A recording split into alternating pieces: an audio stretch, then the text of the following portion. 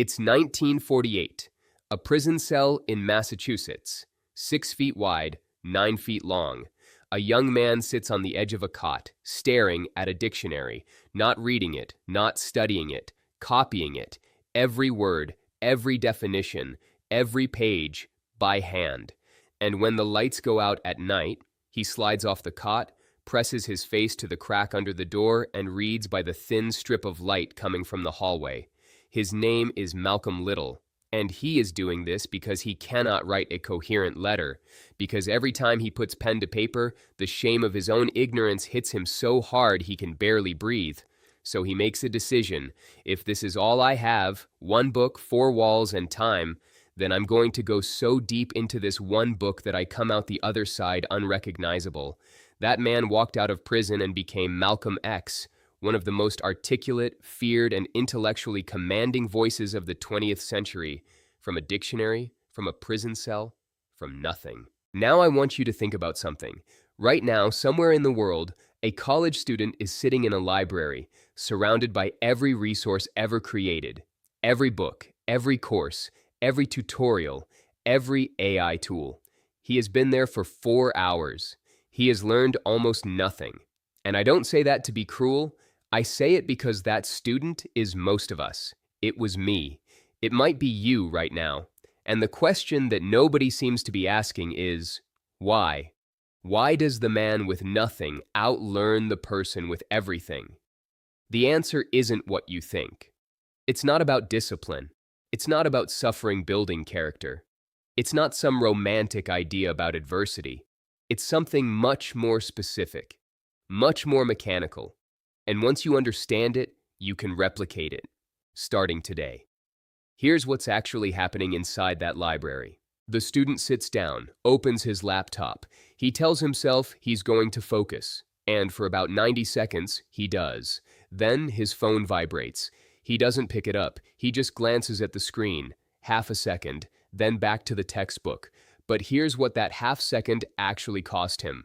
Researchers at the University of California found that after a single interruption, not a full distraction, just a glance, it takes the average person 23 minutes to return to full cognitive focus, the kind of focus where your brain actually encodes information into long-term memory.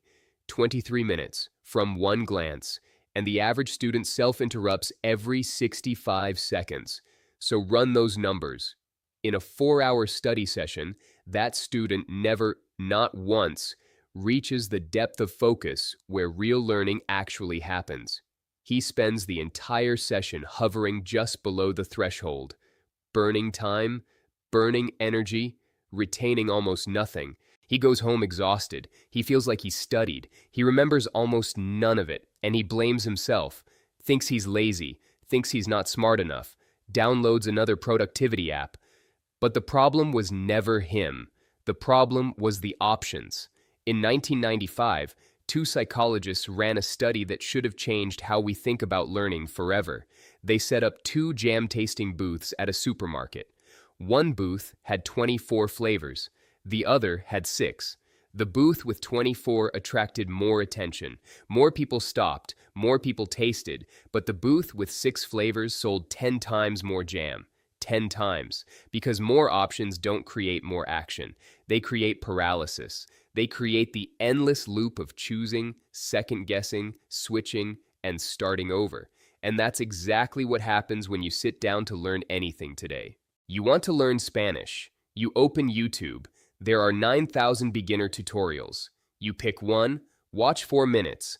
An ad plays for a different course. You click it. You download a PDF someone recommended in the comments. You join a subreddit. You compare 4 different apps. You spend 40 minutes building a color-coded Notion system to organize your learning. You have not spoken a single word of Spanish. This is the world the student in the library lives in. Not a world of too little, a world of too much. And too much, it turns out, is its own kind of prison. Except this prison has no walls, no forced focus, no endpoint, just infinite, comfortable, productive feeling distraction. Now go back to that cell. No options, no tabs, no notifications, no "I'll look that up later," no switching resources when this one gets hard, no algorithm suggesting something more interesting, just a man and a book and walls. And something fascinating starts to happen inside his brain. In 2011, a psychologist named Betsy Sparrow at Columbia University discovered something that reframed everything we thought we knew about memory. She called it the Google effect. Her research proved that when your brain knows it can look something up later, it refuses to store it. Not metaphorically, not as a figure of speech, biologically refuses. The encoding process is interrupted at the neurological level. Your brain is not stupid, it's efficient. Why burn energy memorizing something that lives on your phone? So it doesn't. Your memory has been slowly, quietly, invisibly outsourced to a device, and you didn't even notice it happening. But in a cell with no device, the brain has no exit. So it builds one inside itself. It stores, it encodes, it builds the neural pathways that turn information into actual, permanent, usable knowledge. And then something else happens, something that might be the most important thing I say in this entire video. When you only have one book, you read it 10 times. You read it until you argue with it, until you find the holes in its logic, until you can recite entire passages without looking, until the ideas stop living on the page and start living in your mind. That is not how most people interact with learning resources. Most people skim one thing, feel like they got it, and move to the next. Broad, surface level, forgettable. The prisoner has no choice but to go deep. And depth, not breadth, is where mastery lives. So here's what this all means for you. Practically, today, you cannot replicate a prison cell, but you can replicate the architecture of one. 3 things. That's all it takes. The first is a time box. Before you sit down to study, set a timer. 45 minutes. One resource only. One tab, one book, one video series. Nothing else. When the timer ends, you stop. You walk away for 15 minutes completely. You let your brain do the work it needs to do in the background. Then you come back if you want. But the session ends when the timer says it ends, not when you feel like it. The second is what I call the no option block. Before every session, you physically remove the alternative. Phone goes in another room, not face down, not on silent, another room. Browser closed entirely. One window open on your screen. This is not a willpower move. Willpower depletes. Environments don't.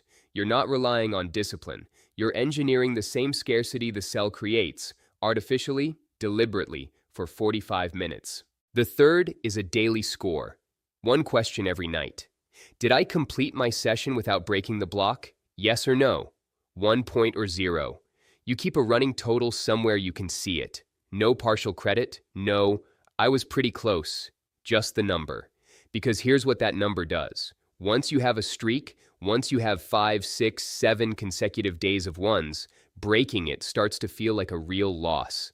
That psychological resistance does more for your consistency than any motivational content you'll ever consume, including this video. It doesn't matter what you're learning. If it's a language, one app, one course, 45 minutes, no phone in the room, same time every day. By week 3, the vocabulary stops sliding off. It sticks, because your brain finally has no choice but to store it. If it's coding, stop watching tutorials and start writing code that breaks.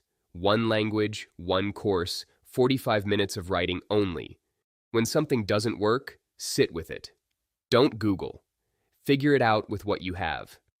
Cognitive psychologist Robert Bjork spent decades studying this. He found that struggle makes encoding permanent. Easy learning feels good and disappears. Hard learning feels slow and sticks forever. If it's anything else, the same rules apply. One resource, one session. No exits. Daily score. Malcolm X sat in that cell for years, day after day, copying words he barely understood yet. Page after page of definitions that hadn't connected to anything real in his life. Until one day, they did. All of them, at once. Like a dam breaking. A vocabulary that became a weapon, a mind that had been rebuilt from scratch, word by word, in a 6 by 9 concrete box, with nothing but time and one book and the absolute absence of any other option. He didn't get smarter in prison, he got constraints.